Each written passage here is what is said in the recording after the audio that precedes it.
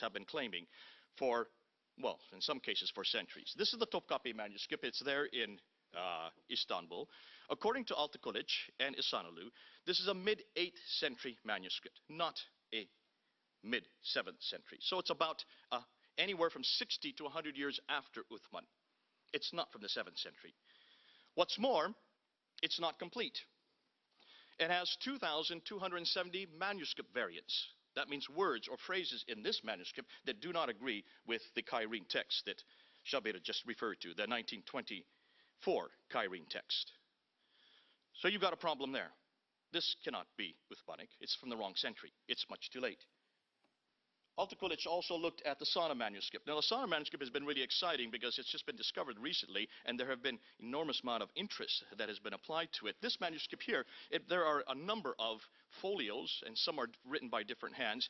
This one they date would be the earliest manuscript they would date. And they would say that the underscript, now what am I saying here? The palimpsest.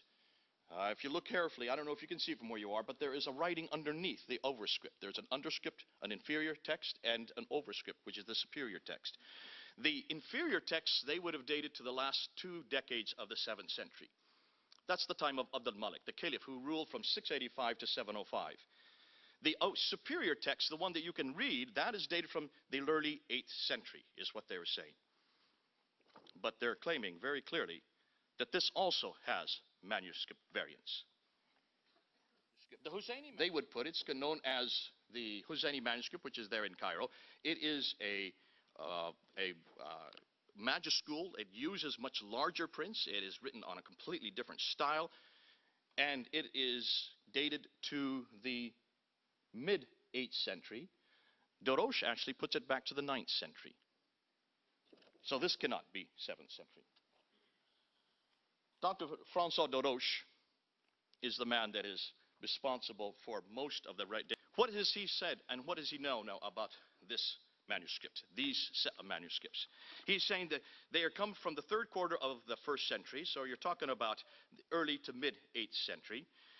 They are written by 5 different copyists. They do not completely correspond to its state when it was completed. There were corrections that were made later on. When comparing with the Cairo edition, the 1924 edition, they have many words turn out to be different in different way. They're written in a scripted defective. The manuscript disagrees with the Cairo canonical system in 93 places.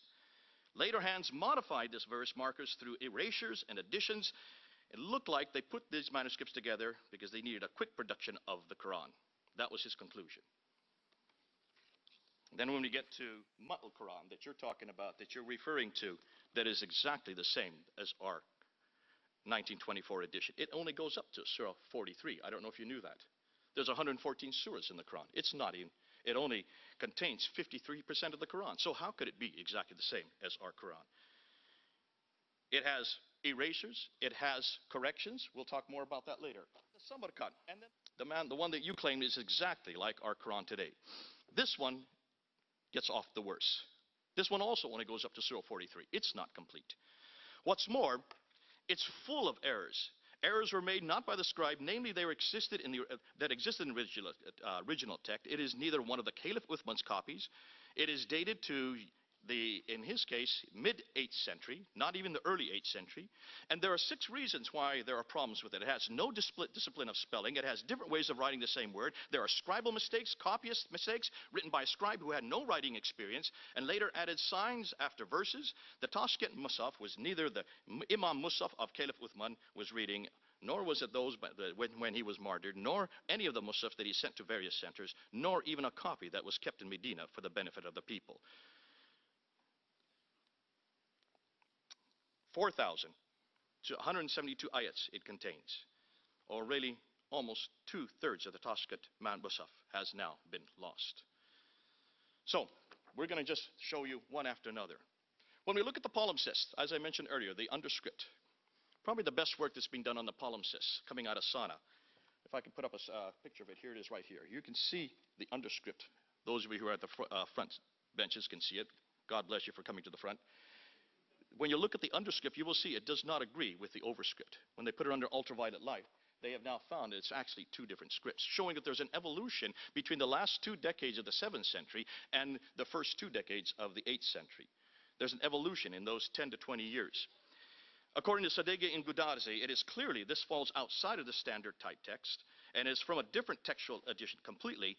Dr. Elizabeth Quinn, who's doing probably the standard work and probably doing the most original work on the palimpsest, her conclusion, it's a completely different Quran, not the Quran that we have today. Bonham and Fogg's palimpsest.